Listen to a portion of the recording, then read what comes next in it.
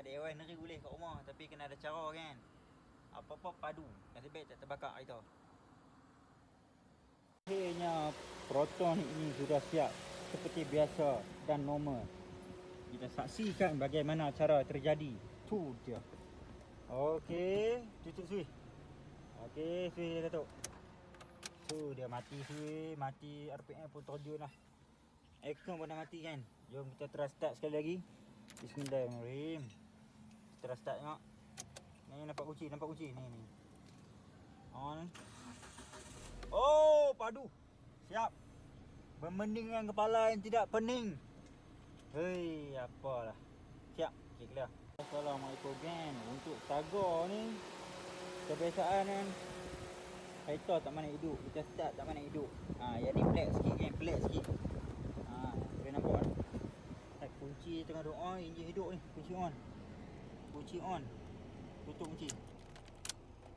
Jadi dia hidup lagi. Aircon semua mati lah. Aircon, radio. Nampak tu.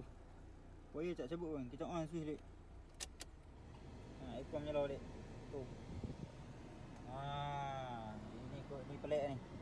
Ini pelik ni. Ada hantu lah. Ini dia hidup ni. RPM dia hidup ni nampak. Tu. Kunci tutup lah, nampak kunci. Tu tengok RPM. Tu kunci. Tak track on. Kerja pelik ni. Kan. Ada tak kan? Lighter ni. Satu switch masih ada hidup nampak. Tu RPM hidup ni. Tu nampak. Jadi kita jangan dah memandai-mandai DIY sendiri kat rumah. Kemungkinan wire mereka ada sambung yang tak kena, boleh tengok relay ni. Ni. Nampak relay ni. Wire hijau ni. Ni. Apa jadahnya wire ni. Kita cabut bawah. Kita cabut. Ni semua kerja pening semua ni. Cabut wire ni. Okey. Kita masuk balik. Relay.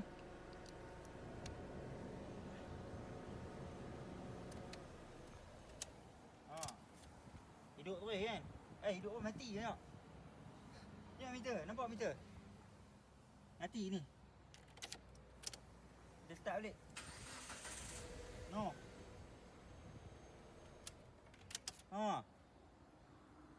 Nak DIY neri boleh kat rumah, tapi kena ada cara kan. Apa-apa padu. Nasib baik tak terbakar hari tu.